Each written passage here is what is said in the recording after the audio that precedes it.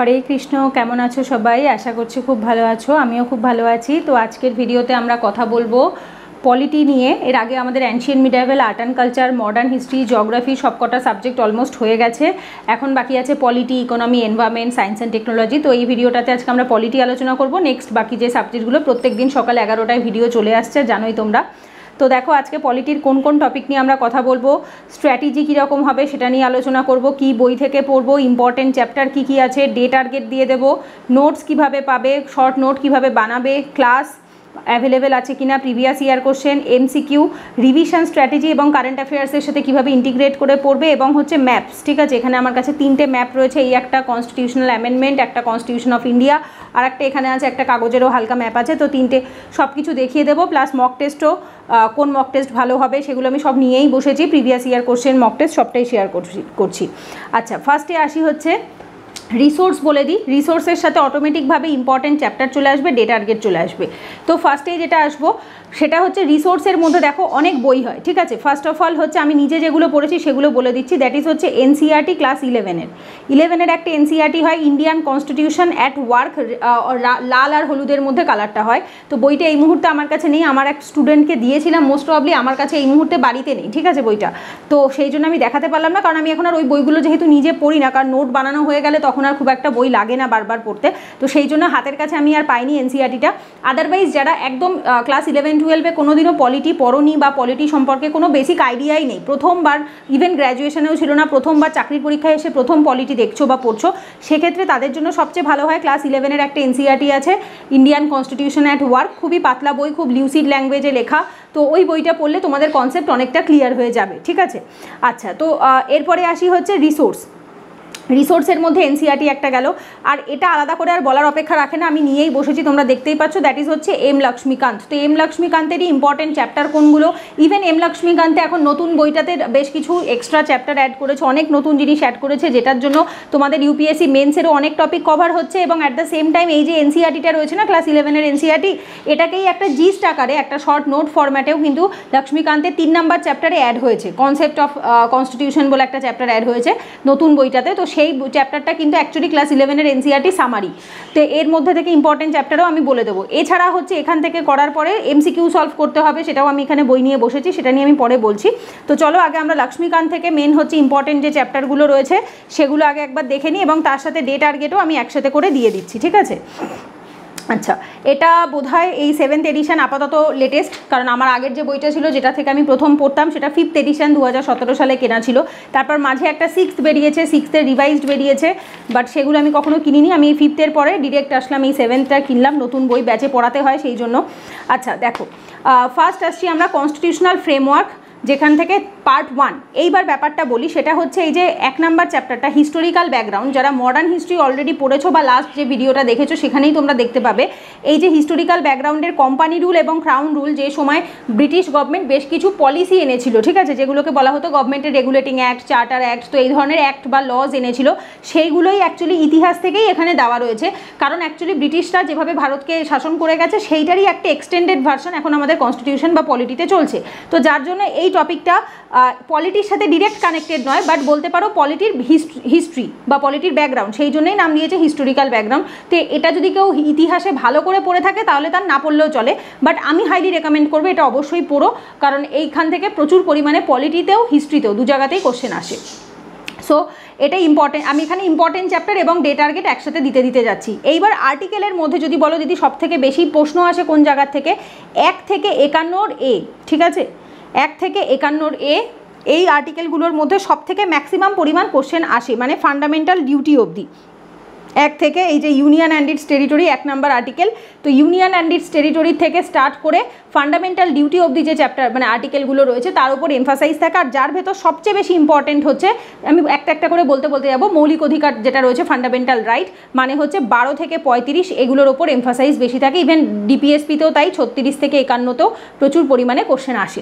আচ্ছা, তো historical background এবং মেকিং অফ দি কনস্টিটিউশন এগুলো আমরা কবে পড়বো, ডে 1-এ প্রথম দিনে পড়ে নেবো। এই দুটো চ্যাপ্টার আমরা প্রথম দিনে পড়বো, কারণ এই দুটোতে এমন কিছু কনসেপ্ট খুব বেশি কিছু নেই, রেদার বলতে পারো পলিটিটার একটাতে রয়েছে ব্যাকগ্রাউন্ড আর একটাতে রয়েছে হচ্ছে সামারি, কীভাবে অ্যাকচুয়ালি তোমার কনস্টিটিউয়েন্ট অ্যাসেম্বলি কাজ করেছিল, কীভাবে অ্যাকচুয়ালি মোদ্দা কথা হচ্ছে সংবিধান তৈরির আগের পটভূমিটা। এই দুটো চ্যাপ্টার হচ্ছে যে মেকিং অফ কনস্টিটিউশনও তাই, সংবিধান তৈরির আগে অ্যাকচুয়ালি জওয়াহরলাল নেহরু যে অবজেক্টিভ রেজলিউশন যেটা তুললো, তারপরে হচ্ছে তোমার কবে পাস হলো, আমাদের যে পতাকাগুলো রয়েছে, তারপরে ফ্ল্যাগ রয়েছে, আদার্স যাবতীয় যে জিনিস রয়েছে সেই জিনিসগুলো কবে অ্যাডপ্ট করা হয়েছিল, এনফোর্স হয়েছিল কবে থেকে। তো এখানে প্রচুর ইনফরমেশন পাবে এবং মুখস্থ করতে হবে, ঠিক আছে। সো এই দুটো চ্যাপ্টার কিন্তু বেশিরভাগটা কনসেপচুয়াল নয়, বেশিরভাগটা হচ্ছে ফ্যাকচুয়াল, যেটা তোমাদেরকে বারবার পড়ে মুখস্থ করতে হবে।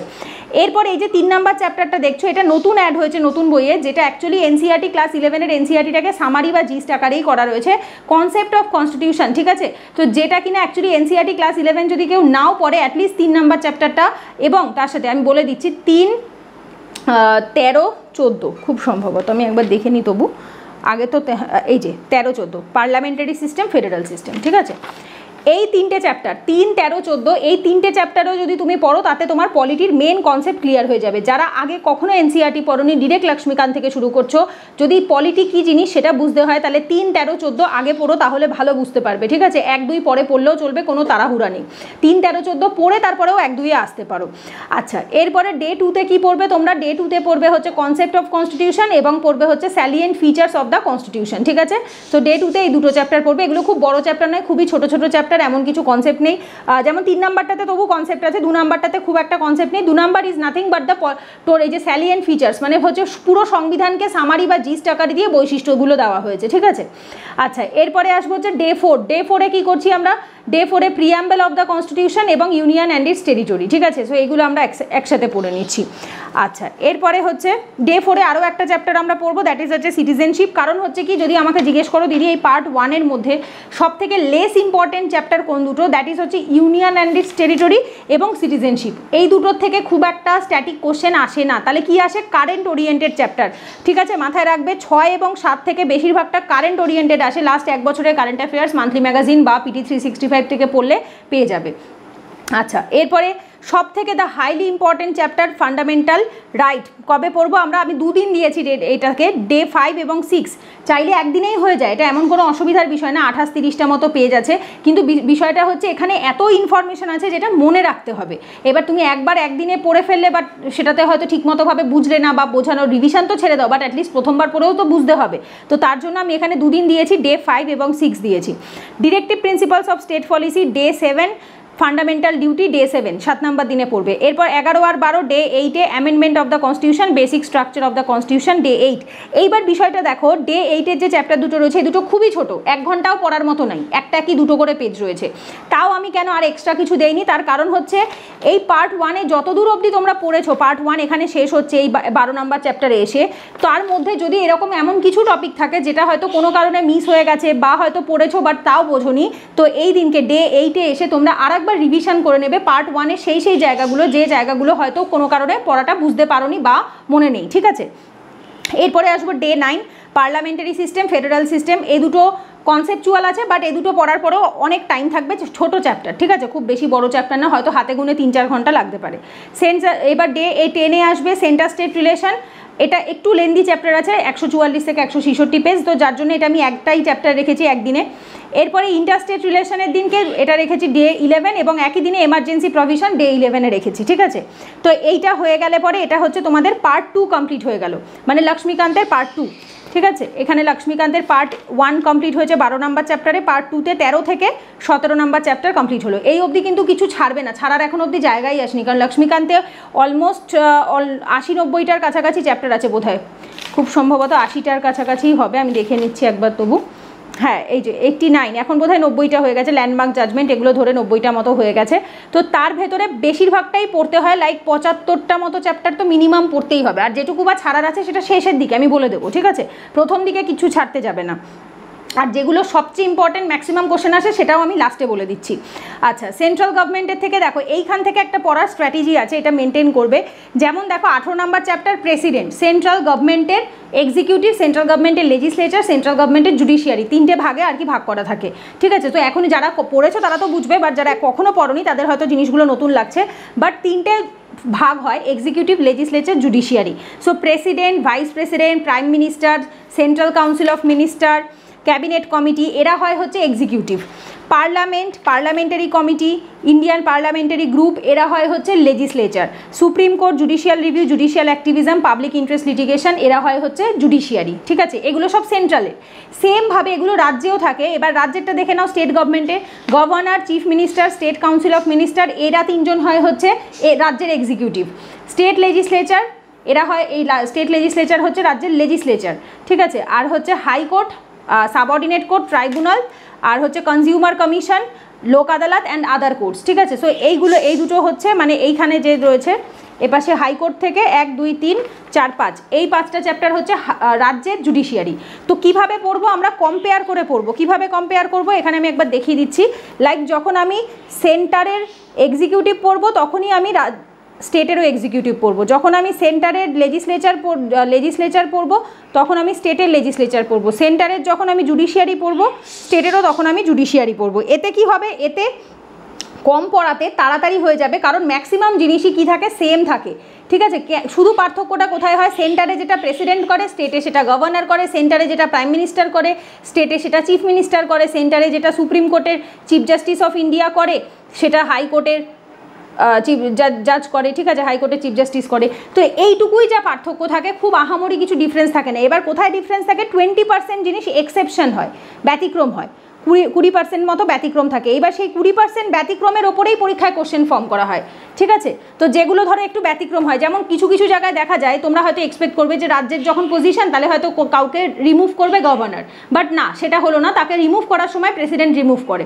তো এই ধরনের কোশ্চেনগুলোই পরীক্ষায় বেশি জিজ্ঞেস করে, কারণ অ্যাপয়েন্ট গভর্নর করে দিল কিন্তু রিমুভ করার সময় সেই সেন্ট্রালের প্রেসিডেন্টই করে থাকবে। তো এই যে এক্সেপশনসগুলো থাকে তার উপরেই কিন্তু পরীক্ষায় কোশ্চেন ফর্ম হয়। তো আমরা পড়বো কীভাবে, কম্পেয়ার করে। প্রথম ডে 12তে, 12 নম্বর দিনে আমরা কি করছি, প্রেসিডেন্ট পড়ছি, এবং তার সাথে দেখো ডে 12তে আমরা গভর্নর পড়ছি। দুটো কম্পেয়ার করে পড়ছি, প্রেসিডেন্ট শেষ করেই গভর্নরে আসবো, যাতে আমার কম পড়ায় হয়ে যায় এবং জিনিসটার মধ্যে আমি কম্পেয়ার করতে পারি, পার্থক্যটা বুঝতে পারি যে গভর্নর আর প্রেসিডেন্টের মধ্যে পার্থক্যটা কি, ঠিক আছে। আচ্ছা, তারপরে দেখো ভাইস প্রেসিডেন্ট ডে 13তে পড়ছি। বেসিক্যালি আমাদের রাজ্যে কোনো ভাইস গভর্নর বলে কিছু হয় না, সুতরাং এই ব্যক্তিকে আমাদেরকে একাই সিঙ্গেলভাবেই পড়তে হবে, এর সাথে কাউকে কম্পেয়ার করতে পারবো না। তো যেহেতু এই চ্যাপ্টারটা খুবই ছোট, একদমই 2 পেজ মাত্র রয়েছে ভাইস প্রেসিডেন্টে, তো সেই দিনকে আমরা প্রাইম মিনিস্টারও পড়বো এবং at the same time chief মিনিস্টারও পড়বো। 3টে চ্যাপ্টারই খুবই ছোট, governor, prime minister, chief minister, এগুলো খুব ছোট ছোট চ্যাপ্টার। আমার নোটে তো 1 কি 2 করে পেজ রয়েছে, ঠিক আছে। আচ্ছা, এরপরে দেখো ডে 14তে আমরা সেন্ট্রাল কাউন্সিল অফ মিনিস্টার পড়ছি, ঠিক আছে। ডে 14তে আমরা ক্যাবিনেট কমিটি পড়ছি এবং ডে 14তে আমরা স্টেট কাউন্সিল অফ মিনিস্টার পড়ছি। এগুলো খুব ছোট ছোট চ্যাপ্টার, একদম অত হেডেক নেওয়ার কিছু নেই। এখানে দেখতেই পাচ্ছ 2 কি 3টে করে পেজ রয়েছে। এটা যেমন 20 থেকে 21 নাম্বার পেজ, এটা 29 থেকে 33, সব 2-3টে করে পেজ রয়েছে। এগুলো তোমরা ইজিলি বলে বলে একদিনে পড়তে পারবে। এর থেকেও বেশি প্রেশার নিয়ে এক একজন পড়ে, বাট আমি এখানে বিগিনার ফ্রেন্ডলিভাবেই দিচ্ছি, যাতে অতিরিক্ত প্রেশার না হয়, যাতে অ্যাটলিস্ট একবার পড়ার পরে 2-3 বার রিভিশন করতে পারো।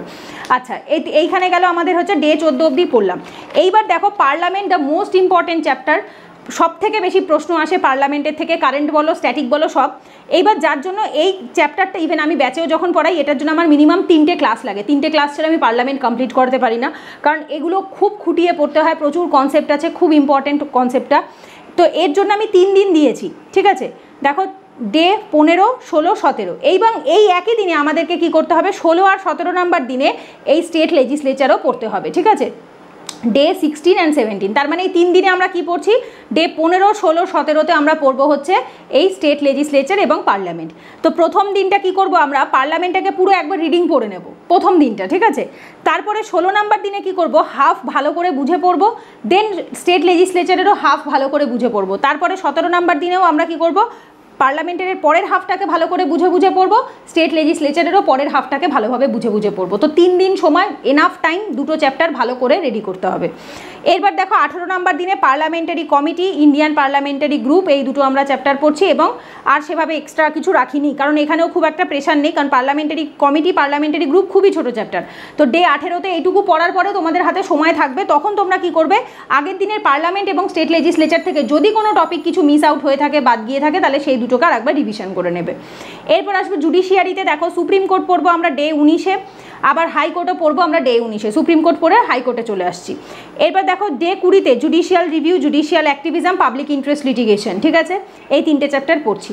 পড়ে এইটুকু, এই ছোটো চ্যাপ্টারগুলো খুবই ছোটো ছোটো, পড়ার পরে হাতে সময় থাকবে, তখন কি করবে, সুপ্রিম কোর্ট হাইকোর্টটাকে আর একবার রিভিশন করে নেবে। এরপর ডে 20-তে দেখো সাবঅর্ডিনেট কোর্ট, ট্রাইব্যুনাল, এই 4টে চ্যাপ্টার একসাথে পড়বো, কনজিউমার কমিশন, লোক আদালত অ্যান্ড আদার কোর্টস, ঠিক আছে। তো এই 4টে চ্যাপ্টারকে আমরা ডে 21 নম্বর দিনে আমরা এই 4টে চ্যাপ্টার ভালো করে রিভিশন করব।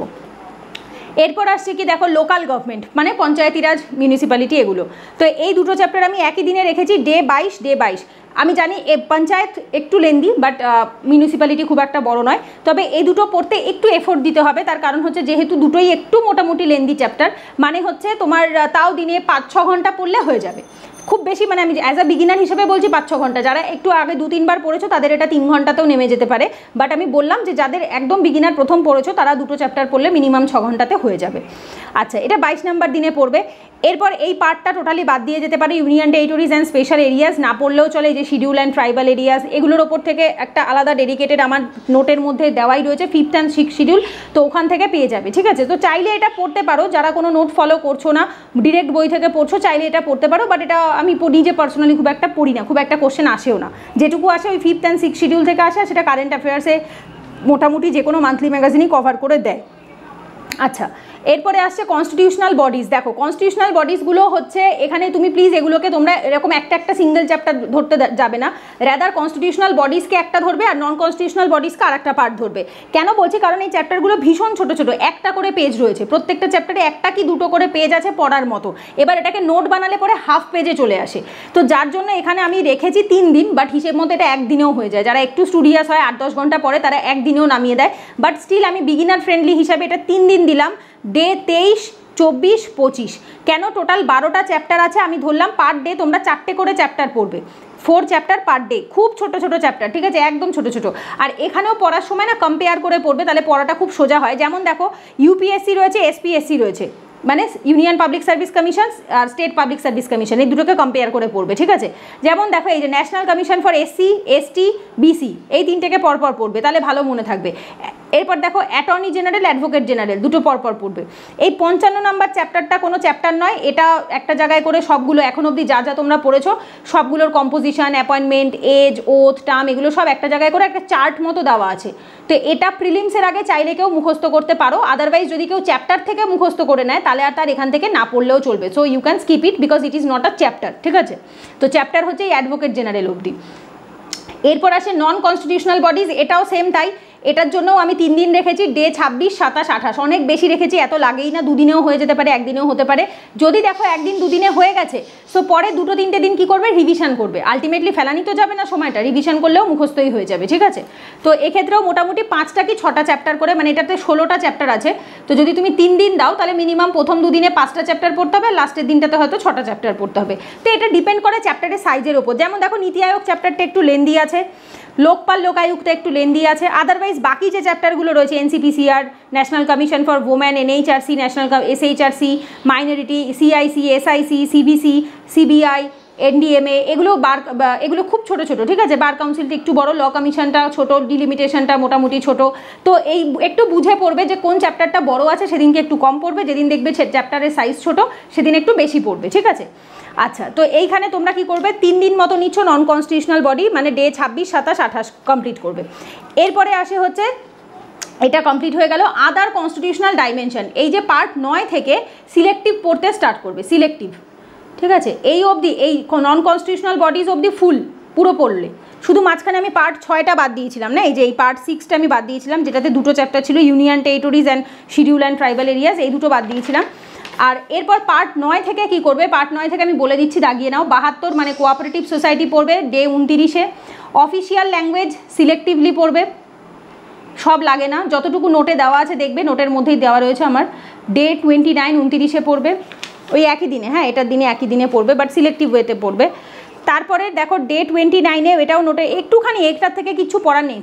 এই যে 77 number special provision for some state, এটাতে কি আছে 371-এর এ, 371-এর বি, 371-এর সি, ডি, ই, এফ, এইভাবে করে অনেকগুলো 11টা মতো আর্টিকেল আছে। আর 11টা আর্টিকেল 11টা রাজ্যের জন্য, ঠিক আছে। এই দেখো মহারাষ্ট্র, নাগাল্যান্ড, আসাম, মণিপুর, অন্ধ্রপ্রদেশ, তেলেঙ্গানা, সিকিম, মিজোরাম, অরুণাচল প্রদেশ, কর্ণাটক, এইভাবে করে জাস্ট তোমাদেরকে একটু আর্টিকেলগুলো মনে রাখতে হবে। এবার যদি জিজ্ঞেস করো দিদি পরীক্ষায় কি আসে, খুব একটা নয়, আগে অনেক আগে আসতো, বাট ইদানিং খুব একটা রেলিভেন্স নেই। যদি একান্তই এটা নিউজে থাকে, কারেন্ট অ্যাফেয়ার্সে থাকে, তবেই এই কথাটা মাথায় রাখতে হবে। পলিটিতে কিন্তু কারেন্ট অ্যাফেয়ার্সের রেলিভেন্স অনেক বেশি, যেটা নিউজে থাকে তার উপরে কিন্তু স্ট্যাটিক কোশ্চেন বেস করে, ঠিক আছে। আচ্ছা, এরপর পার্ট 10 দেখো পলিটিক্যাল ডায়নামিক্স, এটাও সিলেক্টিভ স্টাডি করতে হবে এবং লাস্ট ডেতে মানে ডে 30-তে, ঠিক আছে। সো ডে 29-এ আমি এই পার্ট 9টা রাখলাম, যেটা সিলেক্টিভলি পড়বে। ডে 30-তে আমি রেখেছি পলিটিক্যাল ডায়নামিক্স। এইবার ব্যাপারটা বোঝো একটু ভালো করে। পলিটিক্যাল ডায়নামিক্সে কী থাকে, political party, role of regional party, ইলেকশনের লজে স্টার দাও, প্রিলিমসে থাকে। যদি লোকসভা ভোট থাকে, যেমন এবছর 2024-এর জন্য ইলেকশন লজ ইম্পর্টেন্ট, কারণ নিউজে রয়েছে। ইলেকটোরাল রিফর্মস কারেন্ট অ্যাফেয়ার্সে থাকলে পরীক্ষায় আসে। Voting behaviour generally mains oriented, coalition government খুব একটা আসে না, still mains oriented. Anti defection law prelims oriented, star দিয়ে রাখো, important. Pressure group mains oriented, মেন্সের সিলেবাসেই থাকে। ফরেন পলিসি, ন্যাশনাল ইন্টিগ্রেশন এখন আর আসে না, ঠিক আছে। সো এখান থেকে পড়বে কি, এই পলিটিক্যাল পার্টি, রিজনাল পার্টি, এগুলো মোটামুটি একবার জাস্ট রিডিং করবে। আর একটা জিনিস মাথায় রাখবে, এটা সেই বছরের জন্য ইম্পর্টেন্ট হয় যে বছর পলিটিক্যাল মানে তোমার ইলেকশন ঘটে, যেমন লোকসভা ভোট 2019-এ হয়েছে, 24-এ হয়েছে, তো সেই বছরের জন্য এটা বেশি ইম্পর্টেন্স থাকে। আদারওয়াইজ অন্য বছর যে আসে না একদম তা নয়, বাট রেলিভেন্সটা কম থাকে, আসার চান্সও অনেক কম থাকে, ঠিক আছে। আর যেগুলো আমি লিখে দিয়েছি কোনটা মেন্স ওরিয়েন্টেড, প্রিলিমস ওরিয়েন্টেড, সেইভাবে করে পড়বে। যেগুলো মেন্স ওরিয়েন্টেড ওগুলোর ওপর কনসেপ্টের ফোকাস রাখবে, আর যেগুলো প্রিলিমস লিখে দিয়েছি সেগুলোতে যে ডেটাগুলো রয়েছে, ফ্যাক্টসগুলো রয়েছে, সেটা মুখস্থ করবে। আচ্ছা, এরপরে দেখো এগুলো বাদ দিয়ে যাবে, এই তোমার 87, 88, 89 এগুলো বাদ দিয়ে যাবে। এরপর চলে আসবে হচ্ছে 90 নাম্বার চ্যাপ্টার ল্যান্ডমার্ক জাজমেন্ট, যেটা আমি ডে 31-এ রেখেছি, ঠিক আছে। এইখানে সবগুলো ইম্পর্টেন্ট নয়, যেমন দেখো আমি কয়েকটা বলে দিচ্ছি, একটু দাগিয়ে নাও। Gopalan case important, Champakam Dorairajan important, Shankari Prasad important, Berubari important, Kesavananda Bharati, Golaknath case, Indira Nehru Gandhi case, Maneka Gandhi case, Minerva Mills case, Waman Rao case, Shah Bano case, Wadhwa DC Wadhwa case, Indira Sawhney case, SR Bommai case, Vishaka guideline বা বিশাখা কেস। আচ্ছা, এছাড়া হচ্ছে Nagaraj case 2006, IR Coelho case 2007 খুব ইম্পর্টেন্ট। আচ্ছা, national legal service authority NALSA 2014, Shreya Singhal case 2015, Saira Banu case 2017, KS Puttaswamy case 2017, এই যেটা 3 তালাক, এটা হচ্ছে তোমার রাইট টু প্রাইভেসি, যেগুলো আমি লাস্ট কয়েক বছরে যেগুলো কারেন্ট অ্যাফেয়ার্সে বেশি পড়ে সেগুলো বেশি নিউজে ছিল। আচ্ছা, এছাড়া Indian young lawyers association case 2018, যেটার মাধ্যমে বার কাউন্সিল অফ ইন্ডিয়া এসছে। Joseph Shine case, Navtej Singh Johar case, এটার মাধ্যমে বোধহয় LGBTQ কমিউনিটিরা লিগালাইজ হয়েছে। Anuradha Bhasin case, internet and mobile association of India case 2020, এটা হচ্ছে তোমাদের ওই কাশ্মীরের যে নেট প্রায় 1-1.5 বছর ধরে ইন্টারনেট কানেকশন বন্ধ ছিল সেই 2019 থেকে, সেইটার জন্য, ঠিক আছে। সো এইগুলো হচ্ছে ইম্পর্টেন্ট কেস, যেগুলো লাস্ট 1-2 বছরে এবং প্রথম স্বাধীনতার আগে থাকতে পর থেকেই স্টার্ট হয়েছে, ঠিক আছে। এরপর আসবো important doctrine of constitution. So এটা গেল কবে পড়েছে, এটা ডে 31-এ এগুলো পড়বে। ডে 32-এ ডে 32-তে কী পড়বে, এই ডক্ট্রিনগুলো যদি আমাকে জিজ্ঞেস করো আমি বলবো সব পড়তে, ফুল, ঠিক আছে, সব পড়বে। কেন বলছি, কারণ কোনটা আসবে আজ অব্দি কেউ বলতে পারে না। লক্ষ্মীকান্ত যখন দিয়েছে, সুতরাং আসার হাই প্রবাবিলিটি রয়েছে, এবং এইটা কিন্তু খুব আনকমন জিনিস, এটা আগে লক্ষ্মীকান্তে অ্যাডই করতো না, তখন পরীক্ষায়ও আসলে আমরা ঠিক খুব একটা নিজেরা পারতাম না, নেট থেকে ঘেটে পড়তাম। বাট এখন লক্ষ্মীকান্ত যখন সবগুলোকে খুঁজে একটা জায়গায় জট ডাউন করে দিয়েছে, ইট ইজ আওয়ার রেসপন্সিবিলিটি যে আমরা অ্যাটলিস্ট সেটাকে ভালোভাবে রেডি করে তারপরে যাব। তো সুতরাং আমি তবু বলে দিচ্ছি, যেগুলো লাস্ট মোমেন্ট রিভিশনের জন্য একটু চোখ বুলিয়ে যাবে, যেগুলো থেকে মোটামুটি মক টেস্টেও বেশি কোশ্চেন আসে, আমি যেগুলো দেখেছি। Doctrine of severability, doctrine of eclipse, doctrine of pith and substance, doctrine of incidental and ancillary powers, doctrine of occupied field, doctrine of harmonious construction, doctrine of liberal interpretation। Basically বাকিগুলো সবকটার থেকেই আসে, but still এগুলোর থেকে mock টেস্টে বেশিরভাগ question আমি দেখেছি।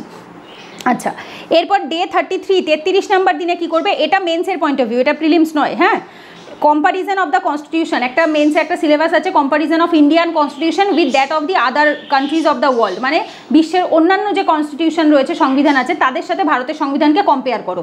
তো সেইখানে দেখো এই যে ওয়ার্ল্ড কনস্টিটিউশনগুলো দিয়ে দিয়েছে, আমেরিকার কনস্টিটিউশন, আমেরিকার প্রেসিডেন্ট, ব্রিটিশ কনস্টিটিউশন, ব্রিটিশের cabinet, French constitution, French president, Japanese constitution, Soviet, Russia, Chinese, Swiss. ঠিক আছে, তো এগুলো সবকটা পড়ো। কবে, ডে 33 33 নাম্বার দিনে। এরপরে অ্যাপেন্ডিক্সে যে জায়গাটা আছে, চাইলে করতে পারো, না চাইলে নাও করতে পারো। তার কারণ হচ্ছে অলরেডি তোমরা চ্যাপ্টার ওয়াইজ সব পড়েই এসছো, যেগুলো চ্যাপ্টার ওয়াইজ থাকে সেগুলোর থেকেই আর কি, ধরো কোনোটা আর্টিকেল, কোনোটা টেবিল অফ প্রেসিডেন্টস, যেমন এইটা পড়তে পারো, টেবিল অফ প্রেসিডেন্টস মানে হচ্ছে আমাদের দেশে কে কোন লেভেলে বিলং করে সেটা হচ্ছে এখান থেকে আসে।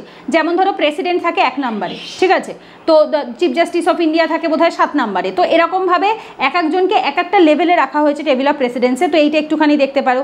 কনস্টিটিউশনাল অ্যামেন্ডমেন্টগুলো চাইলে এখান থেকেও দেখতে পারো বা এই ম্যাপটার থেকেও দেখতে পারো, আমি আলোচনা করছি ম্যাপ নিয়ে। কোশ্চেন্স এখানে প্রিভিয়াস ইয়ারে দেখো, মেন্সের কোশ্চেন রয়েছে 2013 থেকে 2023, আর বোধহয় প্রিলিমসের রয়েছে 13 থেকে 23, আর মেন্সের রয়েছে 2013 থেকে 2022। এইবার এখানে এটা আমি রেখেছি 33 নাম্বার দিন। এবার তবু যদি কেউ অ্যাপেন্ডিক্স এবং কোশ্চেন দুটোই সলভ করে বা করতে ইন্টারেস্টেড হয় বা একটু নিজেও চেক করতে চায়, তার জন্য সে কি করতে পারে, ডে 34 34 এবং 35 নাম্বার দিন দুটো সে রাখতে পারে। তো আমি এখানে রেখেই দিয়েছি। ম্যাক্সিমাম দিন তোমরা কত নিতে পারো, 35 দিন নিতে পারো, মিনিমাম কত, 30 দিন। যাদের পড়া একটু স্পিড আছে, ভালো তাড়াতাড়ি ব্রেন ক্যাপাসিটি ভালো, তাড়াতাড়ি পড়তে পারে, বা আগেও হয়তো তাদের একটু লক্ষ্মীকান্ত পড়া ছিল, তারা 30 দিনে কমপ্লিট করার চেষ্টা করবে 1 মাসে। আর যাদের ধরো প্রথমবার একদম বিগিনার যারা, তারা ম্যাক্সিমাম 35 দিন, এক্সট্রা 5 দিন মতো নিতে পারো। ঠিক আছে, সো এইখান থেকে হচ্ছে তোমরা এই চ্যাপ্টারগুলো পড়বে। আমি ডে টার্গেট, ইম্পর্টেন্ট চ্যাপ্টার সবটা দিয়ে দিলাম। আচ্ছা, তো এখান থেকে আমাদের মোটামুটি রিসোর্স হয়ে গেল, ইম্পর্টেন্ট চ্যাপ্টার হয়ে গেছে, ডে টার্গেট হয়ে গেছে। স্ট্র্যাটেজি এটাই যেটা বললাম, সেটা হচ্ছে কম্পেয়ার করে পড়বে, স্পেশালি আর্টিকেলগুলোকেও কম্পেয়ার করবে। লাইক দেখো এইভাবে কম্পেয়ার করবে, লাইক প্রেসিডেন্টের আর্টিকেল কত, আর হচ্ছে গভর্নরের আর্টিকেল কত, প্রাইম মিনিস্টারের আর্টিকেল কত, আবার ধরো চিফ মিনিস্টারের আর্টিকেল কত, লোকসভার আর্টিকেল কত, এদিকে ধরো বিধানসভার আর্টিকেল কত। ঠিক আছে, সো এইভাবে করে আর্টিকেলেও কম্পেয়ার করবে, প্রভিশনেও কম্পেয়ার করবে। এতে খুব সহজে একই জিনিস, শুধু ডিফারেন্ট আর্টিকেল, এটা জাস্ট মুখস্থ করলে তাড়াতাড়ি হয়ে যায়। ঠিক আছে, আচ্ছা, নোটসের কথা যদি বলি, এক্ষেত্রে এই যে আমার নোটস রয়েছে, পলিটি লক্ষ্মীকান্তের শর্ট নোটস,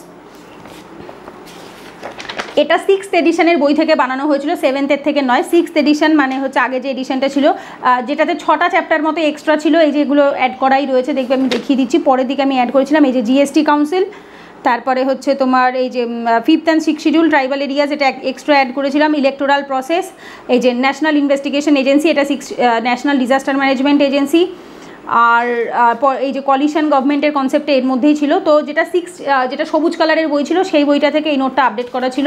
আর 5th এডিশন হচ্ছে মেন, 5th এডিশন থেকেই মেন বানানো, আর তারপরে 6 থেকে আপডেট করা ছিল। এবার 7টা যেহেতু নতুন বেরিয়েছে, এটা থেকে এখন অব্দি আপডেটেড ভার্সন বেরোয়নি। তো এই হচ্ছে নোটটা। এইবার এটা যখন পড়বে তখন নিজেদেরকে কি করতে হবে, আমি আগের দিনও বলেছিলাম, যতবার রিভিশন করবে ততবার কারেন্ট অ্যাফেয়ার্স থেকে, মক টেস্ট থেকে প্রচুর এক্সপ্লানেশন, মানে অনেক এক্সট্রা জিনিস পাওয়া যায়, সেগুলোকে নোটের মধ্যে এরকম অ্যাড করতে করতে যেতে হবে। যেমন আমি আমার নিজের নোটটাই দেখিয়ে দিচ্ছি, যেমন এই চ্যাপ্টারটাতে কত কিছু অ্যাড হয়েছে। ঠিক আছে, কারণ আপডেট হয়েছে, যেহেতু ইউনিয়ন অ্যান্ড ইটস টেরিটরিতে প্রচুর আপডেট হয়েছে, কারণ 5th এডিশন থেকে 7th এডিশনে অনেক আপডেট হয়েছে। সো যেগুলো আপডেট হয়েছে সেগুলো আমি কী করেছি, এভাবে স্টিকি নোট দিয়ে আপাতত করে এভাবে অ্যাড করে দিয়েছি। ঠিক আছে, বা যেগুলো পাশে জায়গা পেয়েছি তার ভেতরে লিখে দিয়েছি। তো এই নোটটা যখন তোমরা প্রিন্ট করবে, যারা কিনতে চাও, ইন্টারেস্টেড আছো, এটা দাম হচ্ছে 150 সফট কপি। আগের দিনেও আমি নাম্বার বলেই দিয়েছিলাম, তবু আরেকবার মেনশন করে দিচ্ছি, যারা জানো না, 7003517347 এই নাম্বারে হোয়াটসঅ্যাপ করবে, করে বলবে দিদি পলিটি নোটটা নিতে চাই, আমি পেমেন্ট ডিটেলস পাঠিয়ে দেবো। পেমেন্টের পর স্ক্রিনশট তুলে পাঠালে পরে আমি এটার PDF ফরম্যাট পাঠিয়ে দিই। ঠিক আছে, তো যখন প্রিন্ট আউট বার করবে, এর আগেও আমি বলেছি, লাস্টে 10টা মতো A4 শিট এক্সট্রা অ্যাড করে নেবে, যাতে যেগুলো কারেন্ট অ্যাফেয়ার্স থেকে এবং মক টেস্ট থেকে যে এক্সট্রা ইনফরমেশনসগুলো পাচ্ছ, সেগুলো লাস্টে অ্যাড করে নেবে, যারা নোট বানাচ্ছ না। আর যদি কেউ নিজের পড়ে নোট বানাতে চাও, হাতে সময় আছে, ডেফিনেটলি বানাতে পারো, কারণ নিজের নোটের মতো বেস্ট নোট আর কিছু হয় না। তবু যদি কোনো টিচারের বা কারোর অন্যের নোট পড়ো, তাহলে কি করবে, এই নোটগুলোকে একটুখানি ভ্যালু অ্যাড করে নেবে। লাইক আমার যেভাবে সুবিধা হয়েছে আমি লিখে দিয়েছি, ধরো আমার মনে হয়েছে এই টপিকটা আমি এইটুকু লিখলেই এনাফ, কিন্তু যদি কারোর মনে হয় যে না আমার আরেকটু বেশি লিখলে ভালো হতো, তাহলে আরেকটু অ্যাড করবে। যদি কারোর মনে হয় দিদি একটু বেশি লিখেছে, এই জায়গাটা আমার এত না লিখলেও চলবে, সেই জায়গাটা সে কেটে দেবে, ঠিক আছে। কারণ দেখো এটা নোট যার যার পার্সোনাল হয়, তবু স্টিল যদি কারোর মনে হয় যাদের হাতে সময় কম রয়েছে তবু বুঝতে পারছে না, তারা নিয়ে নিজেদের মতো মডিফাই করে নিয়েও পড়তে পারো, কোনো অসুবিধা নেই তাতে।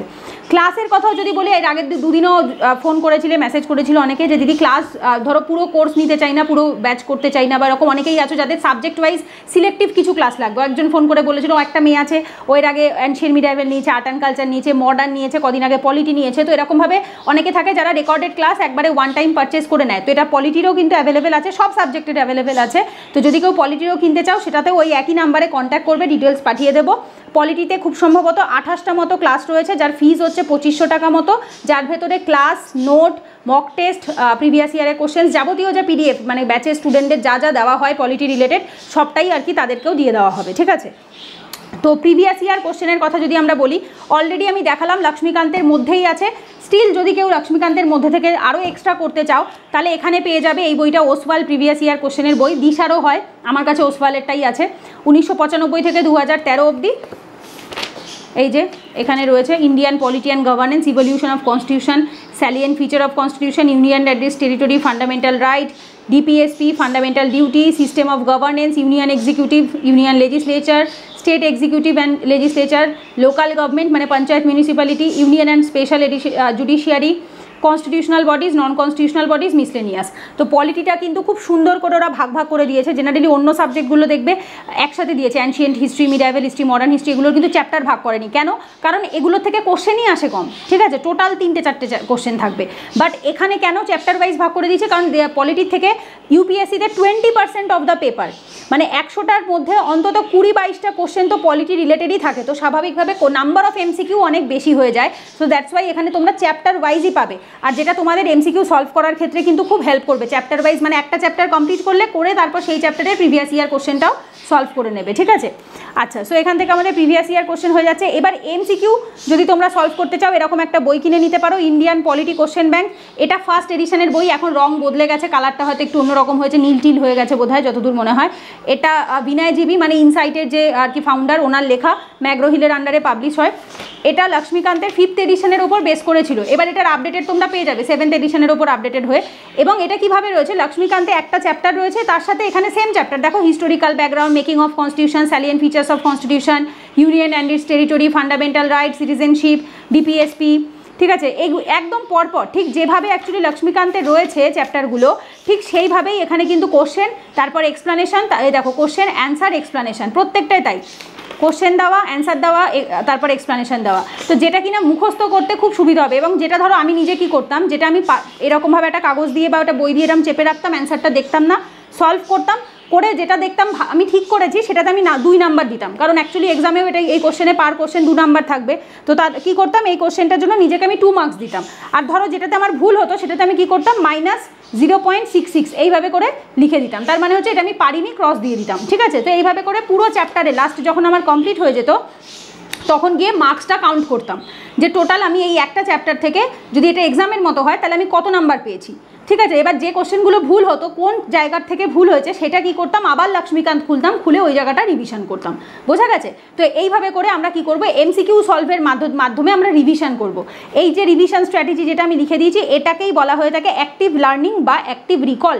মানে হচ্ছে শুধুমাত্র গ্যাগা করে রিডিং পড়ে গেলেই কোনোদিনও পড়া হয় না, ঠিক আছে। সো সেটাকে অ্যাক্টিভলি পার্টিসিপেট করতে হবে, তোমাকে দেখতে হবে যে তোমার পড়াটা আদৌ ঠিকঠাক হচ্ছে কিনা। সেটা দেখার 2টো পদ্ধতি হয়, কাউকে দিয়ে পড়া ধরানো, সামনে বাবা মা ভাই বোন দাদা দিদি কাউকে একটা বসিয়ে বলা যে আমাকে এখানে এই চ্যাপ্টার থেকে প্রশ্ন ধরো, যেমন ছোটোবেলায় স্কুলে থাকতে আমাদের ধরা হতো, যার জন্য আমরা পড়া বেশি দিন মনে রাখতে পারতাম, কারণ আমি চোখ বন্ধ করে জিনিসটা মনে করে বলছি, অথবা চোখ বন্ধ করে আমি কোশ্চেন সলভ করছি, অ্যান্সার রাইটিং করছি, মানে চোখ বন্ধ ইন দ্য সেন্স অ্যান্সারটা না দেখে, ঠিক আছে, আমি অ্যান্সারটা না দেখে আমি করছি, বই দেখে দেখে বলছি না। সো সেইভাবে কী করবো, আমরা রিভিশন করব। এইবার আসবো কারেন্ট অ্যাফেয়ার্সের স্ট্র্যাটেজিতে।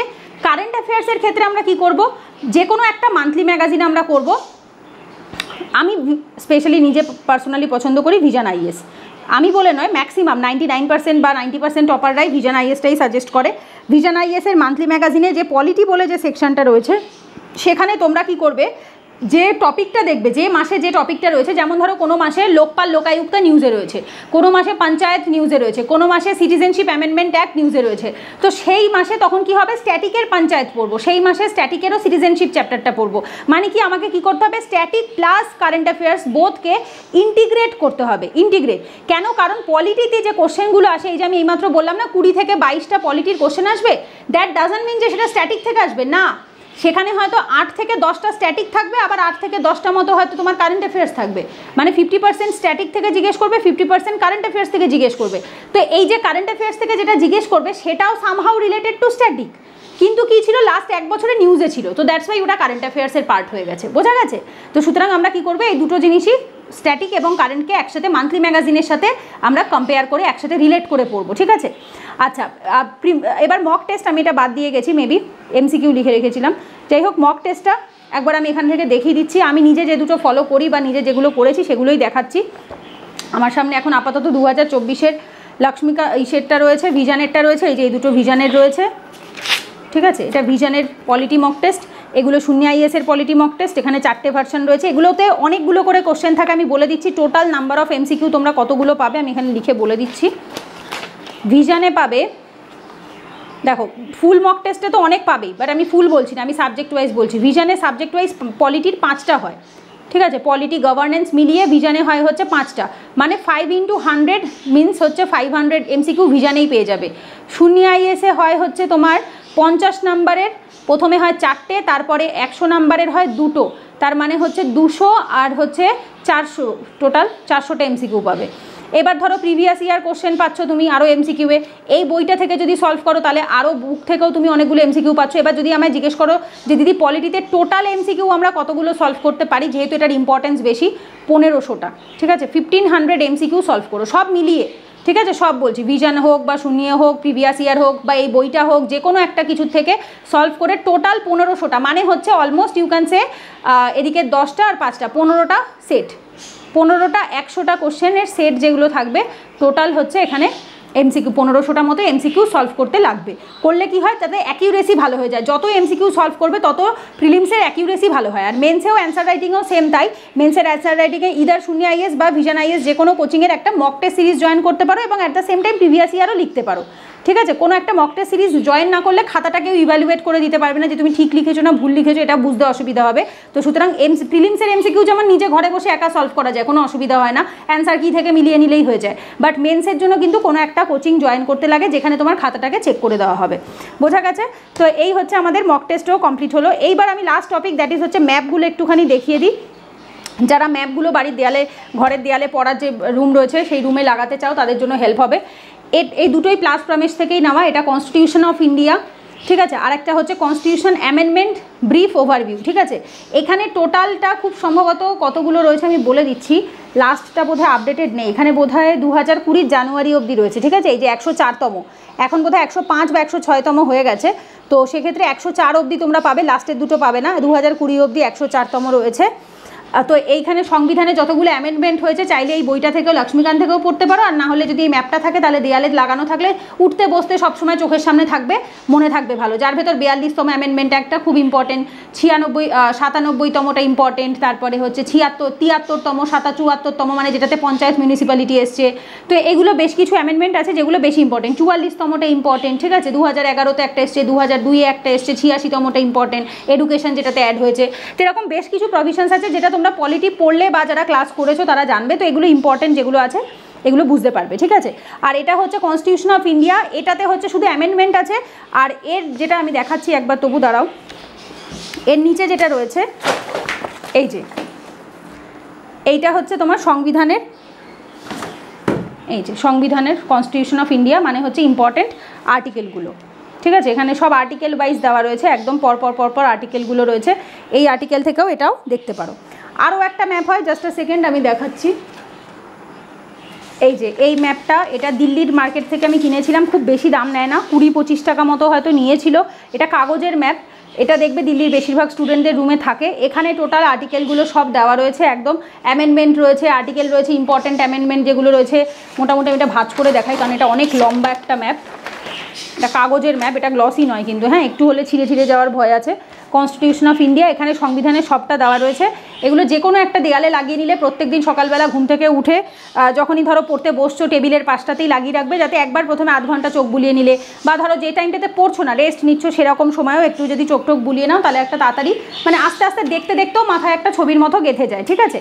তো এইখানে আমরা টোটাল পলিটির সব কিছুই মোটামুটি আলোচনা করে দিয়েছি, সেভাবে আর কিছু বাকি নেই আশা করছি।